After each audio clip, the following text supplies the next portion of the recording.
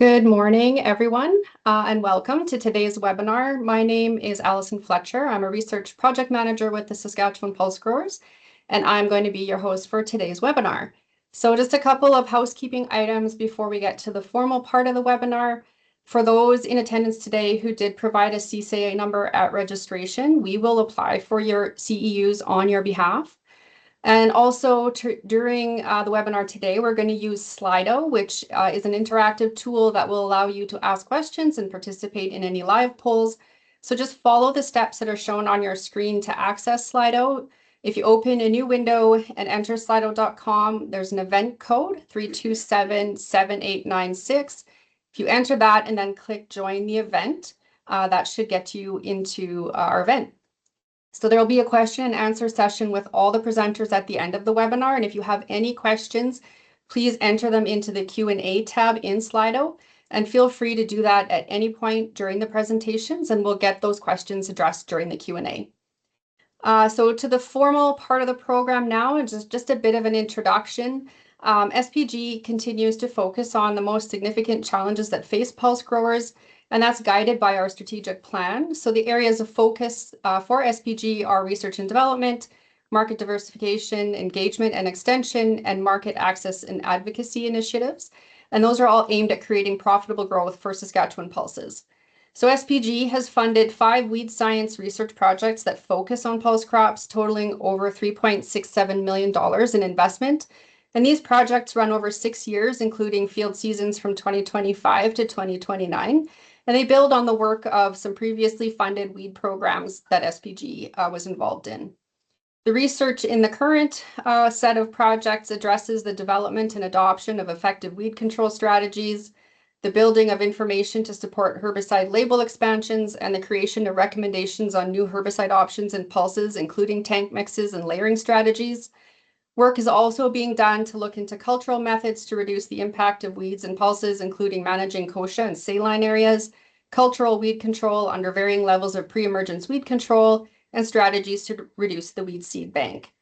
Finally, the weed program also works towards identifying weeds or rotational cover crops that can serve as alternative hosts to Aphanomyces and Fusarium. And the adverse impacts of excluding glyphosate in cropping systems will be explored, including the economic costs and the long-term implications for weed management strategies. There will also be evaluation and development of tools to manage weed escapes. So that said, today we are pleased to have 3 presenters join us who are all working on some of these initiatives.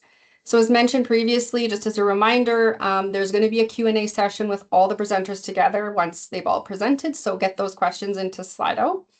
Then I'll introduce our first presenter, who is Dr. Sean Sharp.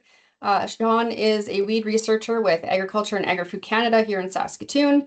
He leads a research program that addresses the prevention and mitigation of high-priority herbicide-resistant weeds in prairie annual cropping systems, such as kochia and wild oat. Welcome, Sean. Morning, everyone, and thank you for that introduction, Allison. Today I'm going to be talking about some physical control methods, as well as a bit of the history with kochia around herbicide resistance to get a better understanding of kind of where we are so that we can better plan where we're going to go. This is a slide that I adapted from my colleague, Dr. Charles Geddes, about the confirmation history of when we first detected herbicide resistance by the different groups in both the US and Canada. Kochia occupies a large stretch along the Great Plains, so a lot of the problems that we see in the US are also occurring in Canada, so it's a helpful comparison. In the first column, I've got the site of actions, so this is how the herbicides act on the plant. Turn on my laser pointer. So we have the PS2 inhibitors, which is the group 5s. We're using a compound known as metribuzin. Originally, the first documented case was in Kansas in 1976, but it wasn't against this herbicide. It was against a compound called atrazine, which is commonly used in the corn belt to combat weeds from a pre-emergence aspect. So it was applied to the soil when they were growing corn.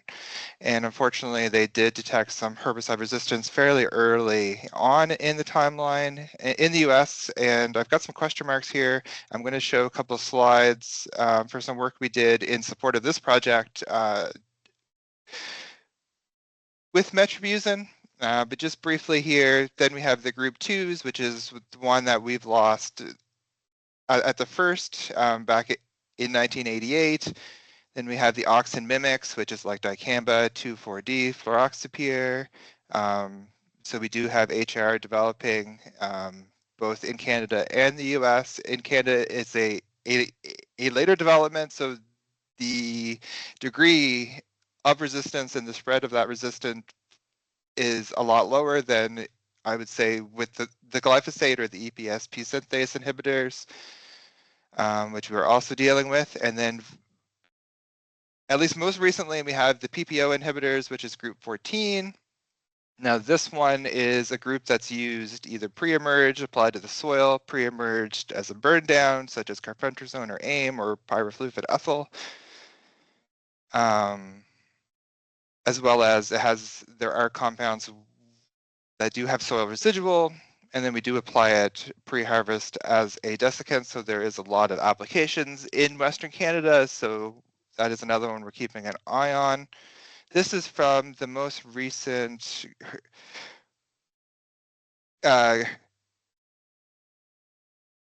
herbicide resistance survey that was completed between 2019 and 2023. This map's by my colleague, Dr. Charles Geddes, and this is for group 2 resistance, which again, this is a bit old news, but in continuing to do these evaluations, what we've seen is there's a lot more red here, which is indicative that this survey occurs pre-harvest. So we're going out before we're harvesting the grain or the pulses or the oil seeds, and we're collecting the seeds then.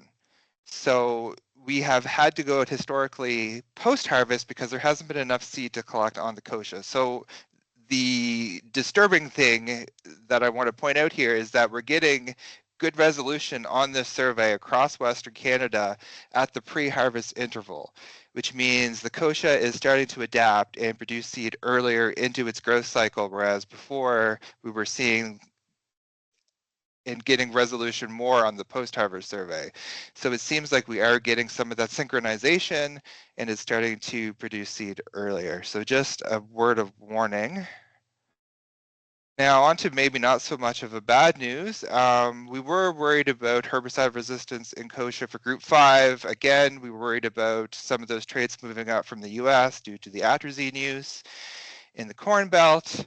But I'm happy to report that we did dose response with metribuzin on 3 populations with varying levels of HR status. So one that was just group 2, which is the SUSC population, one that was glyphosate resistant and group 2, and then one that had all 3 biotypes. So this would have been group 2, 4, and 9. And on the left here, we have the injury at 4 weeks after treatment. And then we have the different dose response, and I have the structure down here, and it's centered on the chickpea and lentil full dose, which is 275 grams of product per hectare, or the 206 grams of AI per hectare. And as you can see here, all of these points are fairly tight. We're not seeing any of the populations kind of extending out here, which is great, which means we're not seeing resistance. Same thing in the biomass. I did take this at 4 weeks. Instead of 8 weeks, because I do find kochia tends to compensate and will grow quite a bit of biomass, even if there's a few plants. So I want to show a good comparison early on. So we did go at 4 weeks, but again, we're not really seeing any shifts here to be concerned about with resistance. And then these are the mathematical equations that I use to fit to the data. So we have the biomass on the top and then the injury on the bottom. And we have pretty good fit here. This is out of 1. The injury curves are a bit better fit for the 3 populations, and then I estimated, so this equation would estimate the EC50, which would be what is the dose I need to kill half the plants. And then from that, I estimated the EC90 and the EC95 just to look at that high level of control. And since the 206 is our full label rate, there's nothing here that's really jumping out to be concerned about. A little bit higher over here in the biomass suppression, but again, this is outside of cropping considerations, so there's no crop plants there to compete against it as well, which will change things in the field versus in the greenhouse. So a bit of good news that we're not really detecting any type of resistance to metribuzin, which means this is still going to be effective. The rate that we're using here, this rate on chickpea and lentil can be a bit injurious, and the opportunity to kind of curtail that down, I think, is not a great opportunity, just because we're so close to the full label rate here that if we do reduce, we may get into a situation where we won't have enough herbicide to kill the kochia, so we may need to look a bit harder at post-emergence control, but at least the product is working. So next, I'm just going to switch to talk a little bit about some work that we did complete to talk about physical weed control. This was conducted between 21 and 23 down around the last Mountain Lake RM, around Govan, Saskatchewan. And we were using mulching and mowing as the primary means to manage the kochia. We were working with the growers, going to where the patches were established, and then inducing these treatments over a 3-year span. So this first panel is from 2021. We use field chaff and straw, which is the black panels, as well as cocoa mulch.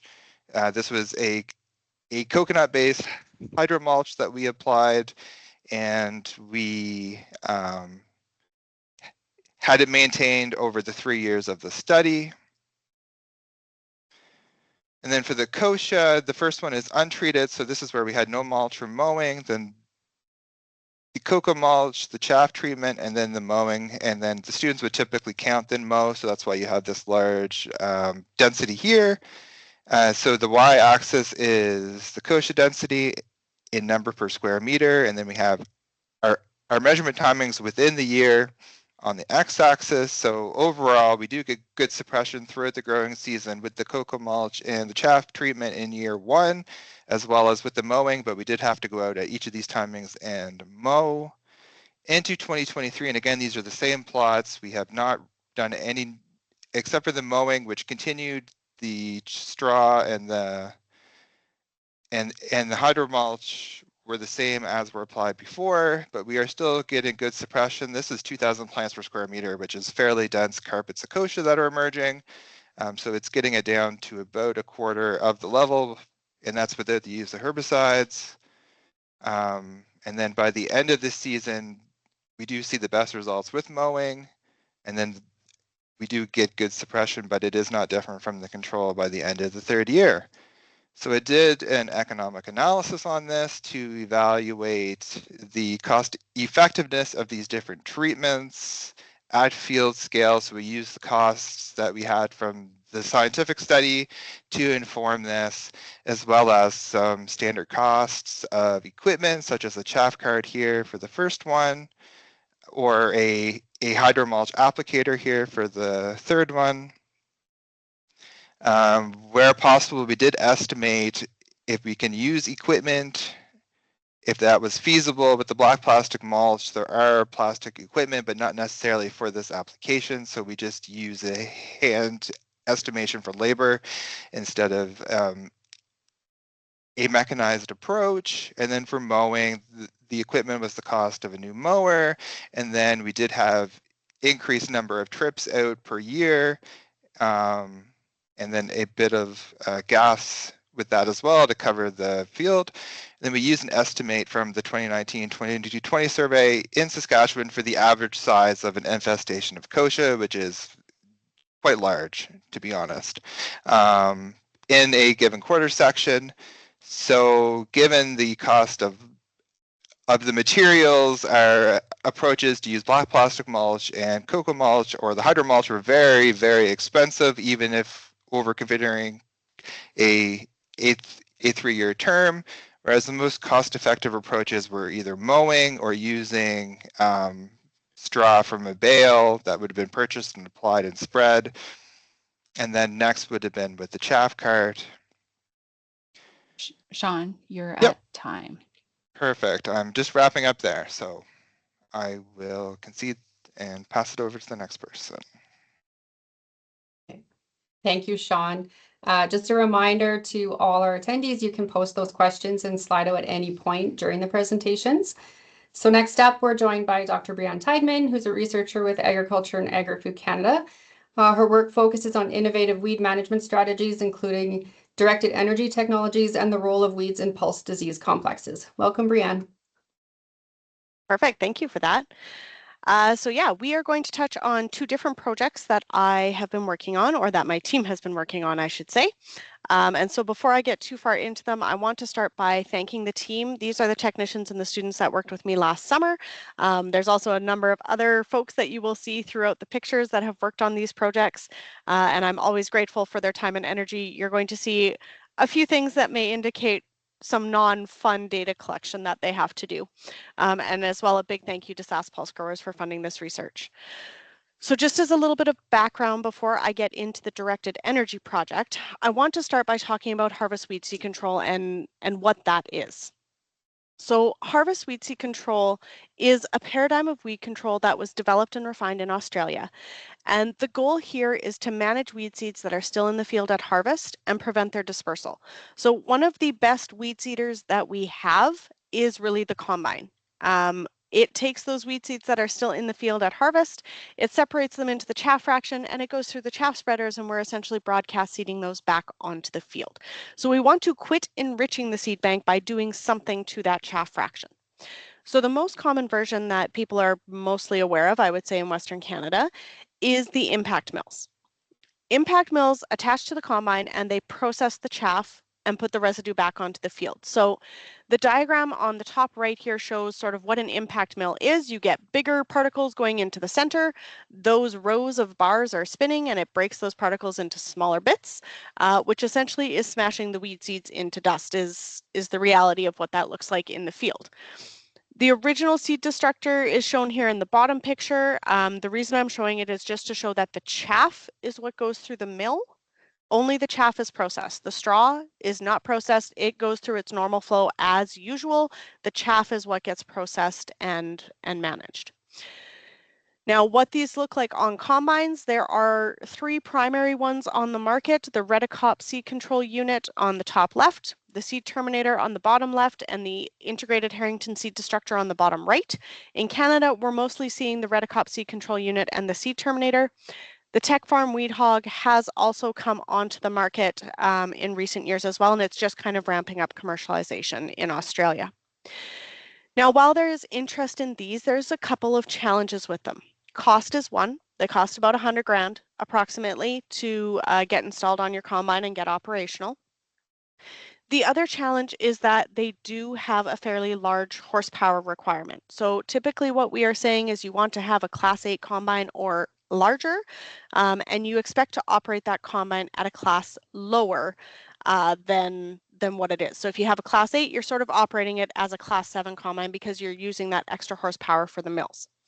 And so that's where the directed energy concept comes in. So moving into this project now.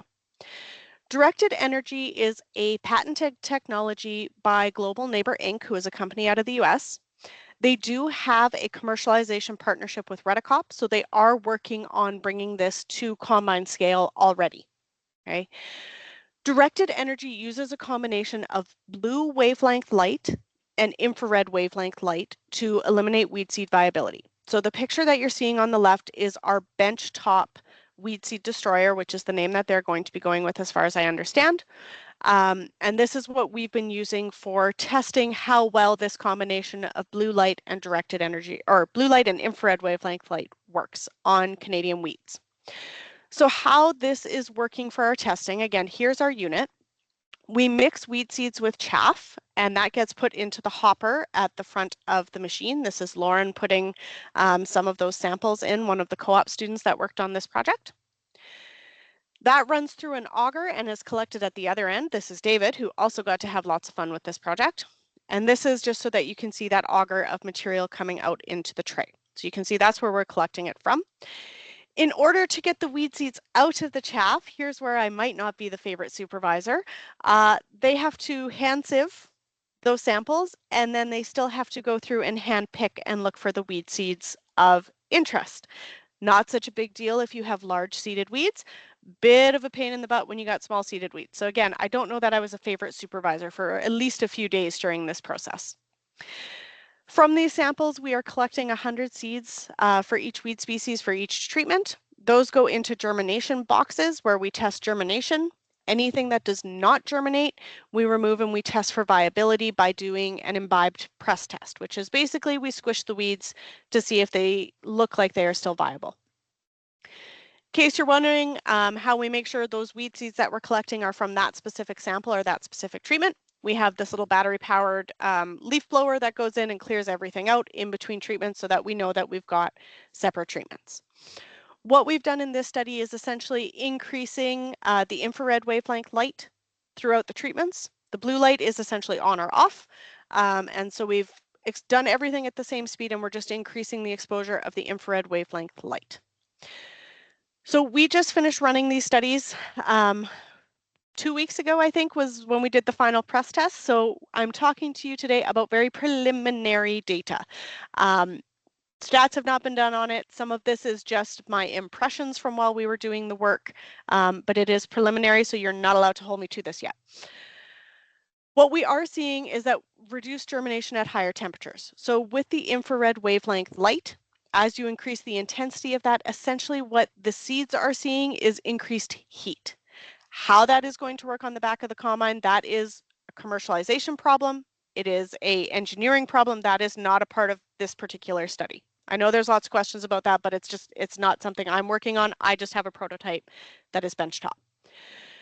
One of the things that we are seeing, particularly one of the things that I noticed with wild oat, was that the seeds still looked structurally sound, but there was obvious changes to the internal seed structure. So this picture on the right is what wild oat seeds look like when they are healthy when you're doing a press test. So the two larger seeds where you can see some of the white has squished out, that's the healthy endosperm.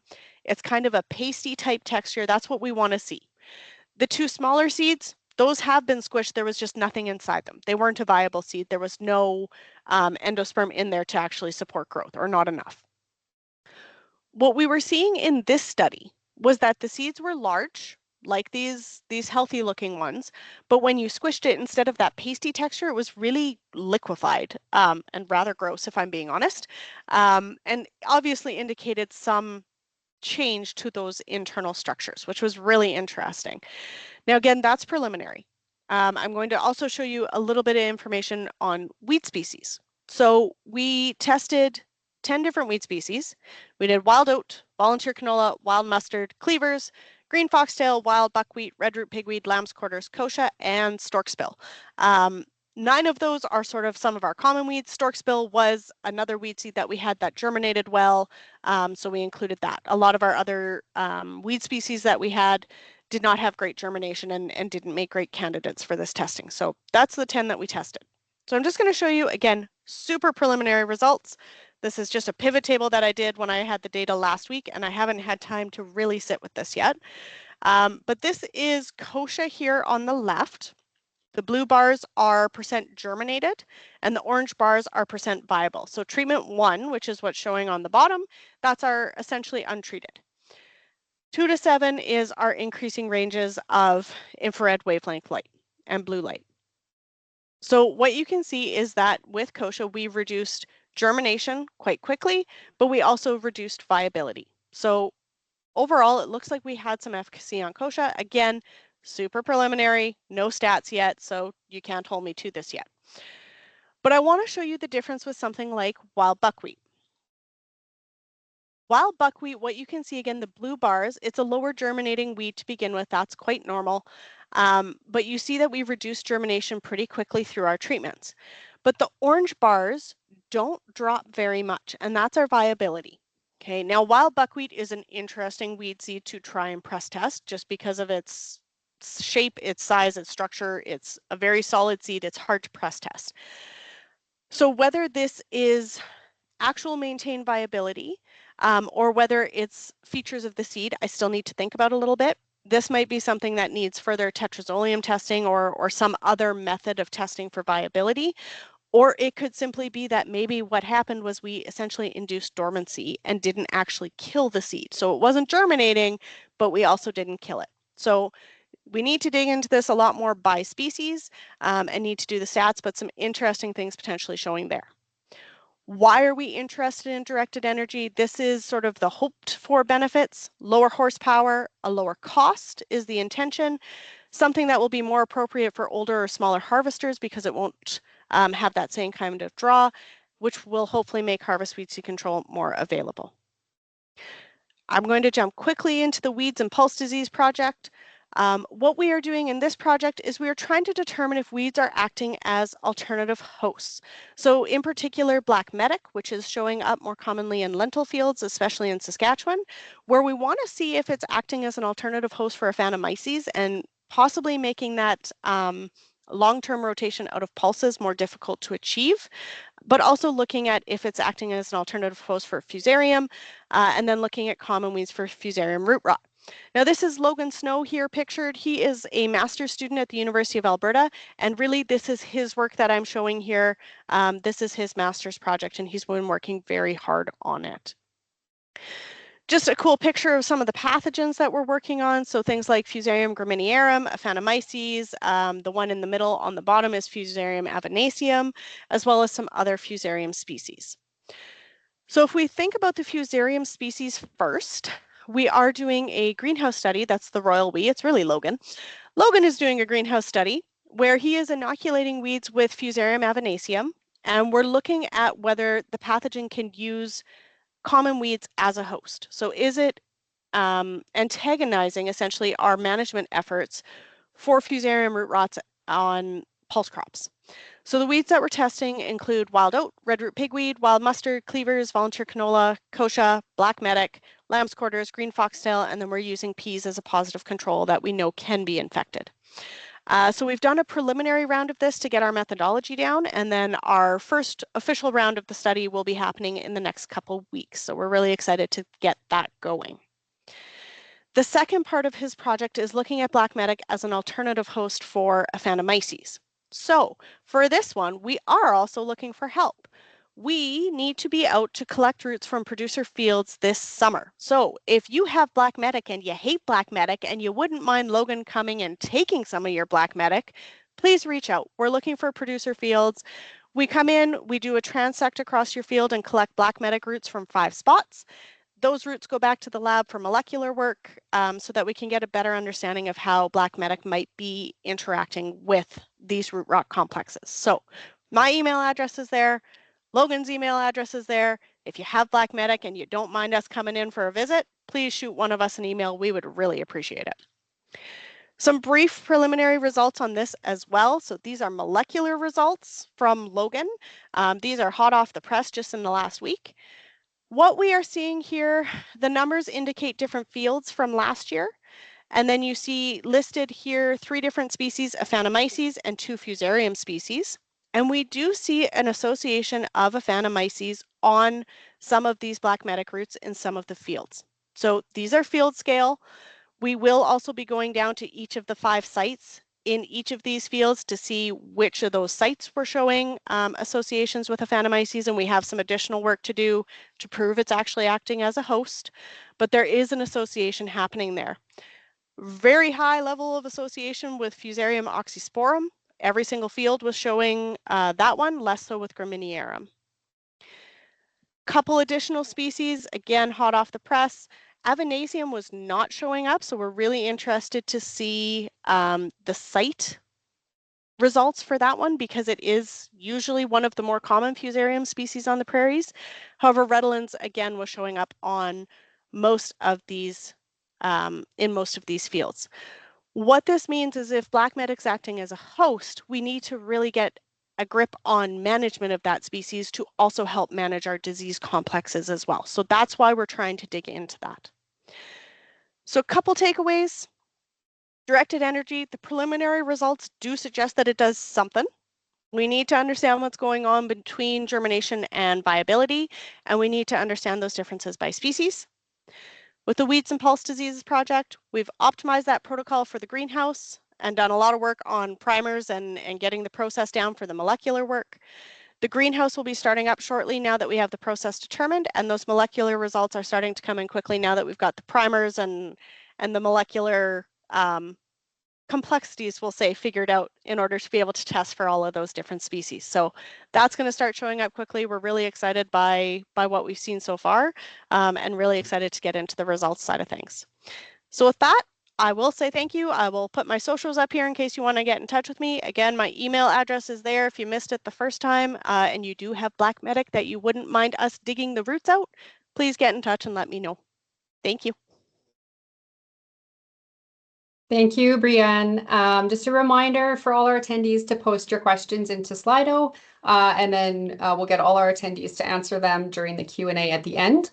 So the final presenter for this morning is Raquel Peters. Raquel is a research officer in the University of Saskatchewan's Plant Sciences Department in the Agronomic Crop Imaging Lab, where she oversees a diverse portfolio of field research. Raquel leads a collaborative weed management project in Pulse Systems and contributes to a team advancing on-farm experimentation methods. Welcome, Raquel. Thank you, Allison, for the introduction. So I'm here to introduce and share some preliminary results from the studies under the Framework for Collaborative Kochia Management in Pulses. And this is a research cluster, and there's quite a few studies, so I'm going to try and quickly go through them. So just to kind of set the tone, I wanted to talk about the competitive imbalances between kochia and pulses, specifically lentil. Kochia is now recognized as one of the most serious weed challenges facing growers across the Western Prairies, particularly in pulse systems. It's widespread across agricultural and non-agricultural landscapes and increasingly interferes with crop performance in field operations. So what makes kochia such a strong competitor? A lot of things. It gets going early in the season. It's one of the first weeds out of the ground. It's highly tolerant of saline and stressed areas, so it'll happily take over those marginal areas in the field. It's also genetically diverse. It's quick to evolve in its evolution when exposed to recurrent selection pressures. And it's also built to share those resistant traits because of its flowering biology and its cross-pollination. It's also a prolific seed factory. A single plant can produce up to 30,000 seeds. And those seeds can be dispersed, as it is also designed for travel as a tumbleweed. And I'm not going to go into it too much because Sean Sharp already went into it, but it does have a lot of resistance issues with group 2, 9, 4, and 14. And we're also seeing those three-way resistance with 2, 9, and 4. And then looking at lentil, it's more or less the opposite. It's slow to start in the season. It's also slow to form that canopy closure. It's incredibly sensitive to salinity and environmental stresses, and as well as early weed pressure.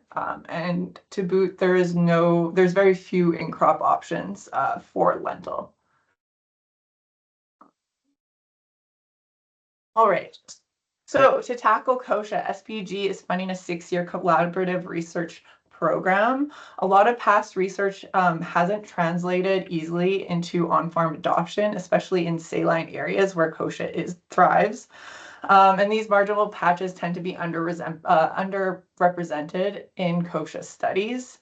SPG has also identified a need for fit-for-use multi-site data on new and emerging herbicide tools and stronger evidence on mechanical seed return management. This collaborative framework involves the University of Saskatchewan, Western Applied Research Corporation, Agriculture and Agri-Food Canada, as well as Farming Smarter. It is designed around field scale testing and on-farm demonstration with the goal of bringing together researchers, industry, and producers to generate recommendations that are practical, consistent, and scalable for pulse producers. Little head there. So under this framework, there are 3 connected study areas. The first being saline landscape management, where we're testing targeted herbicide layering and performing on-farm saline strip trials to address kochia in saline hotspots. We're also looking at mechanical seed bank management, where we're testing mowing timings and performing long-term patch mowing demonstrations up to 5 years.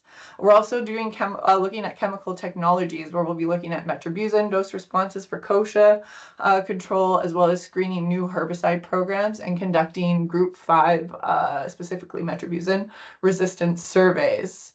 So now I'm going to go into a little bit more depth of these studies and provide some preliminary results from what we've done so far. Starting with the saline landscape management, we're going to be determining the effect of weed control systems on kochia control in natural saline patches.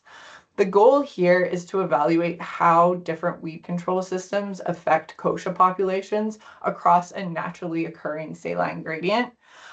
We used an EM38 sensor, which maps soil salinity non-invasively using electromagnetic conductivity to characterize each site. And an example of that here is in the picture, this figure here. This is actually at Scott, and you can see that gradient where green is non-saline and it goes into red, which is high saline. And then on this site, we're placing replicated strip trials that are laid perpendicular to that gradient, as shown in the black box. And what makes this study unique is its flexible approach. It's going to be building off the results from our other framework studies that we are doing, and I'll get into that later. And we're applying them at a larger scale under conditions that best represent producer fields. To start, fall residual treatments did go down in 2025, with lentils being seeded this spring. And then we'll be collecting data throughout the season, so stay tuned for that. And then, yeah, instead of repeating the same treatments over the next couple of years, we adapt and we keep what works, and we incorporate practices and technologies that show promise from our other studies.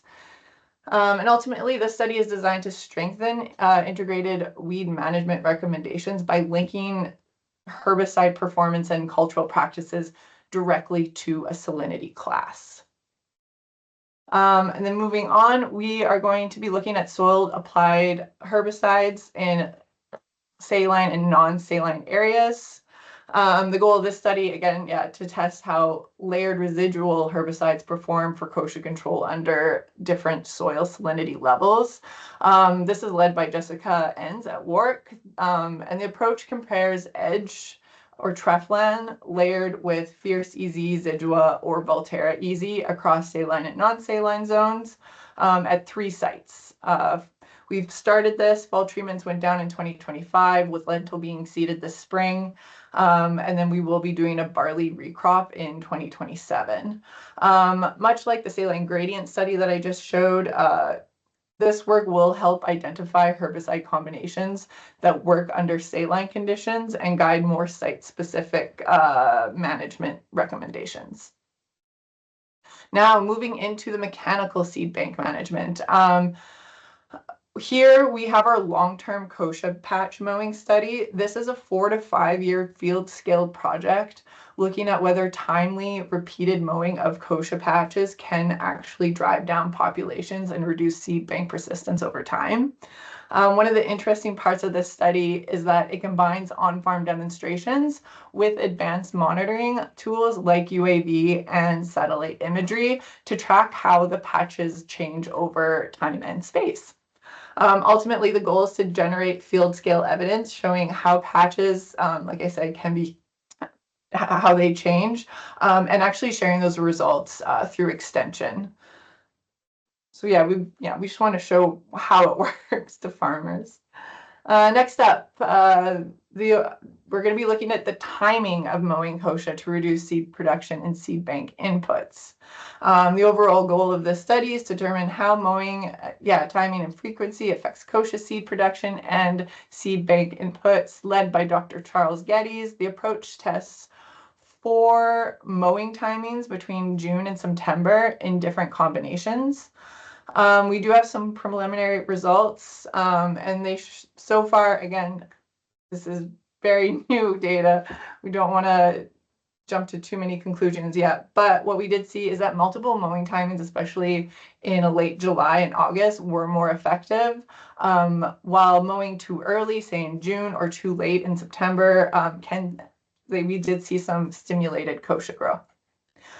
Seed production data is still pending, but ultimately this work aims to identify critical mowing windows that prevent seed set and limit long-term reinfestations.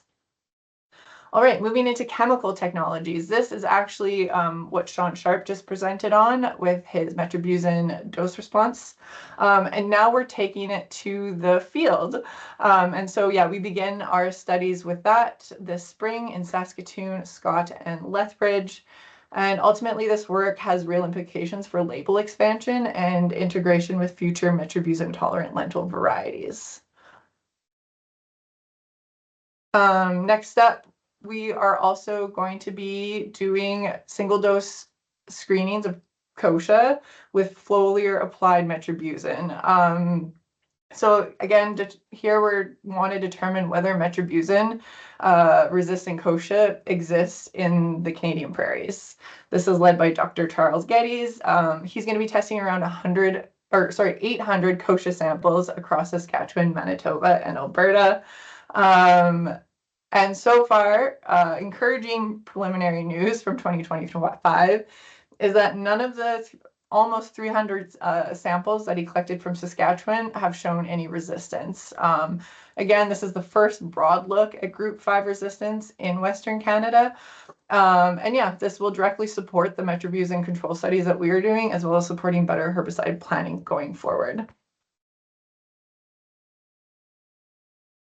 Okay, so now this study, I have results for this study. Here we wanted to screen new herbicide options in pulse crops. And we want to evaluate new metribuzin-based herbicide co-packs for weed control and crop safety in lentils. This is a flexible screening platform. It's designed to adapt as new products emerge, with follow-up trials being guided by SBG agronomists and as well as our research collaborators. So far for year one, we focused on 2 pre-emergent co-packs. The first being Bifecta EZ, which contains metribuzin and flumioxazin. It is registered in lentil, but there's very limited third-party data on that so far. We also wanted to look at Fierce MTZ, which adds peroxysulfone to that mix. It is currently only registered for soybean in Eastern Canada, but it has been showing real promise for Western pulse production. So ultimately, this work is aimed to support label expansion and broaden herbicide options for pulse growers. So let's get into what we found. Just a quick overview of what we did. This was done at 3 sites, Saskatoon, Scott, and Lethbridge. We used CDC Nimble as our lentil, fall applied residual herbicide. We only used fall herbicide such as Group 5s, 14 and 15. We did not do, we didn't use an in-crop, and we didn't do a pre-seed burn. So this is just the fall applied residuals we wanted to look at. And then for data collection, we looked at visual, crop injury, and weed control, weed and crop biomass, as well as doing UAV imaging on all of this.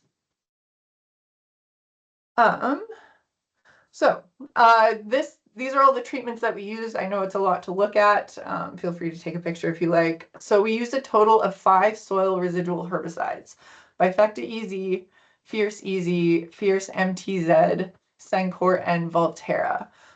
We applied each at 2 rates, a minimum, which is a standard, and then a max rate. In addition, we also included a spring pre-seeded application of Bifecta and Volterra. And while you're looking at that, just before we do get into the results, it's worth quickly noting site conditions. Now, if you remember, we had a very dry spring last year, and the crops did emerge under stressful conditions, especially at Scott, where weed pressure was significant from the start. We did receive moisture later into the season, but that did encourage late flushes of weeds, which we really saw in Saskatoon. Now, before getting into the weed control, I want to start with early crop responses because these herbicide programs need to be safe and compatible with the crop first and foremost. So this figure here shows lentil plant density per meter, plants per meter squared at each site. There we go. So Saskatoon and Lethbridge both hit good stands with no treatment differences observed. Scott was the standout with only 50% emergence overall, which was likely due to those dry conditions and weed pressure. But under those conditions, we did see some treatment responses. So we saw in fall applied Fierce MTZ, Sencor Volterra, and Fierce EZ, as well as spring applied Bifecta, we saw stand increases of up to 35 to 58% compared to the untreated. And this likely reflects reduced early weed competition, which improved overall stand rather than a direct herbicide effect. Importantly, there's no treatment that reduced any of the stands at any site. Now, looking at visual lentil injury ratings. So the stack figures for each site, we have the light blue, green, and black bars representing the timings that we did the herbicide ratings. So 7 to 14, 21 to 28, and 56 days after emergence, respectively. And then, so visual injury across the season and sites was very low. Saskatoon averaged around 4 to 5% injury, while Scott and Lethbridge were minimal. At Saskatoon, nearly all treatments were statistically higher than the untreated, but all remained well below any agronomic concern.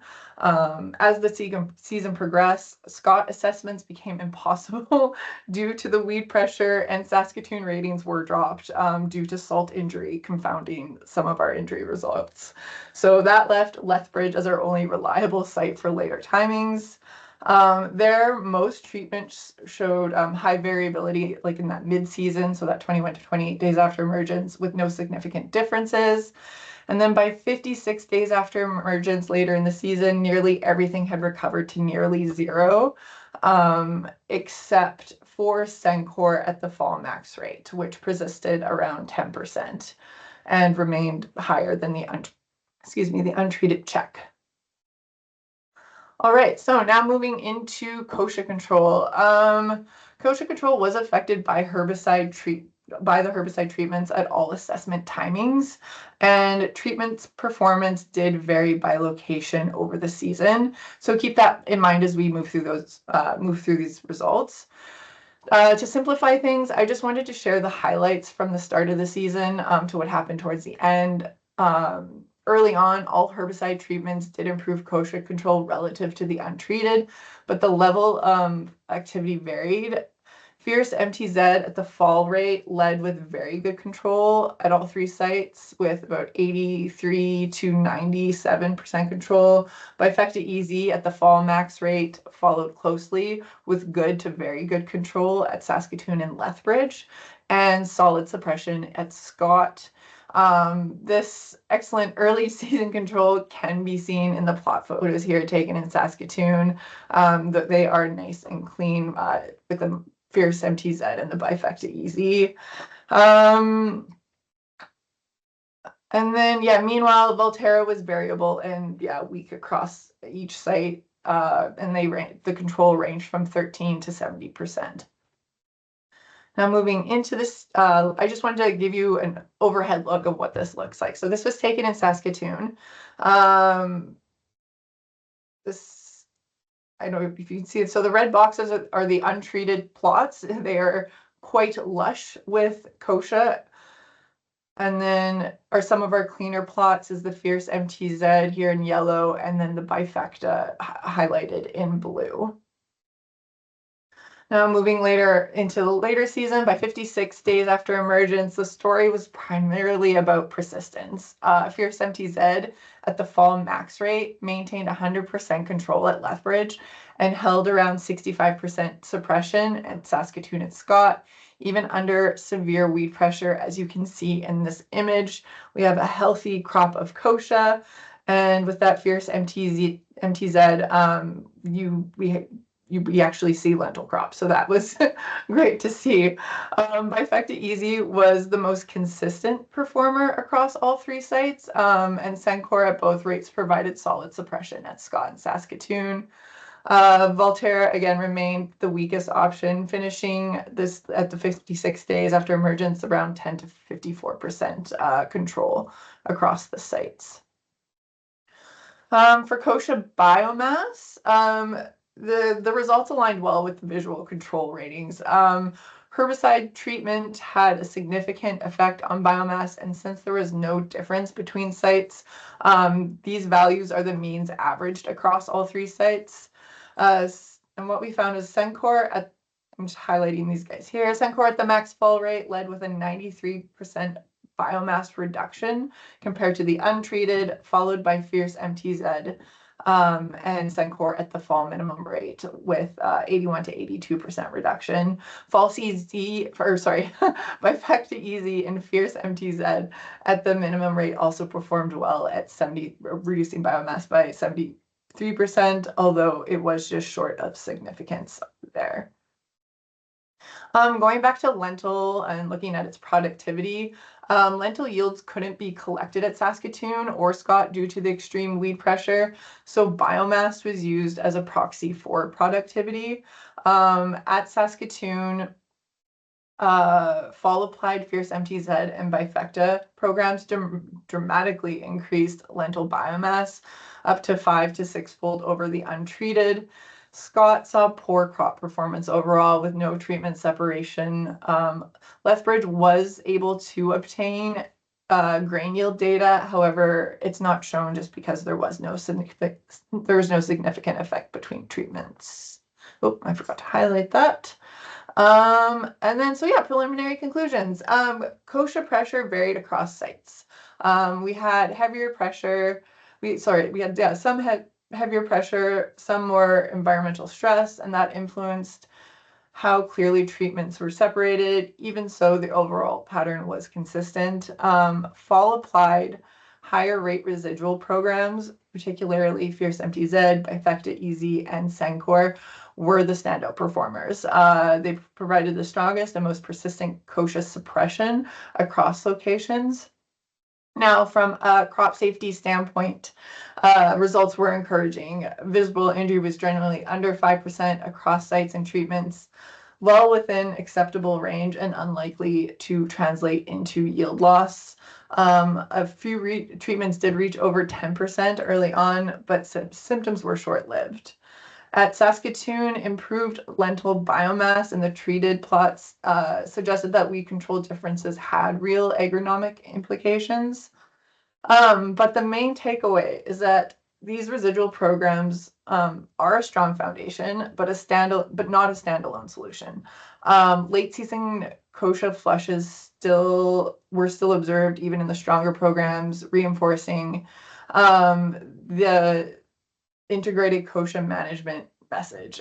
If we want long-term control, we need to layer tools together, whether that's residuals, residual herbicides, in-crop options, and other like agronomic cultural practices such as mowing, rather than relying on a single product to carry the full load. And that's all I have for you today. Thank you. Okay. Thank you, Raquel. We're going to move into the Q&A now. I'm just going to remind everyone that it is not too late, so keep those questions coming into Slido. I'm going to ask each of the presenters to turn their cameras on. We're getting everyone there. Perfect. Okay. So just to see there. So first question for Brianne. Do you have any thoughts on why Fusarium avinaceum wasn't detected at the sites that you looked at? Yeah, so this was the field-wide testing. So we do have 5 sites at each of those tests. So if we were only finding, or if it was only present at, say, one of those 5 sites, it may have been diluted enough that it didn't show a band in these particular ones. So when we go into those site-wise ones, we'll be digging in to try and see if it's actually there and was maybe just diluted and not visualizing well enough on the gels. That particular species also doesn't have quite as vibrant of a band on the gels, so it can be a little harder to see if those numbers are lower. So definitely want to look at the site-wise ones before I speculate too much further on whether it actually was there or not. Okay. Good. See the Slido back on. I'm not sure if that was the only question we had, perhaps, but yeah, I'm not sure if anyone has any. Oh, there we go. So another question, just a clarification, I guess. So Bifecta is actually registered in peas and lentils for fall applications at a lower rate than soy. So just a clarification there.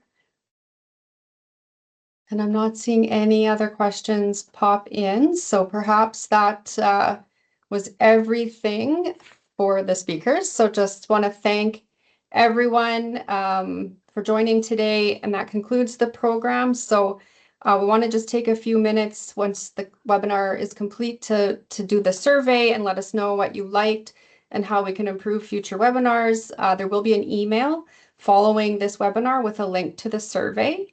And not seeing any final questions. Oh, there we go. So last minute for Sean, what's the frequency of mowing to decrease kochia population?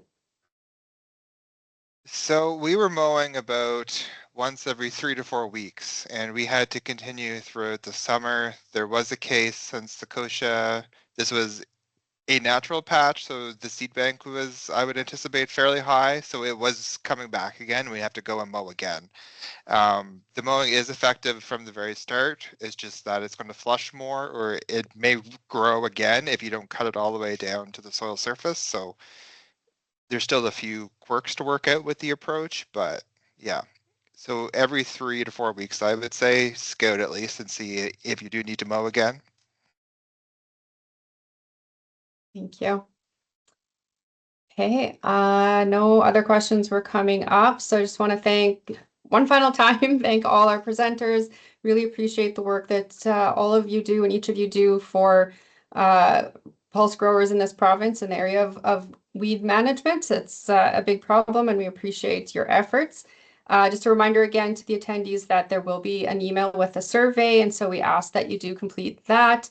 And just barring any final comments, want to thank everyone and wish everyone a productive spring and a good week ahead.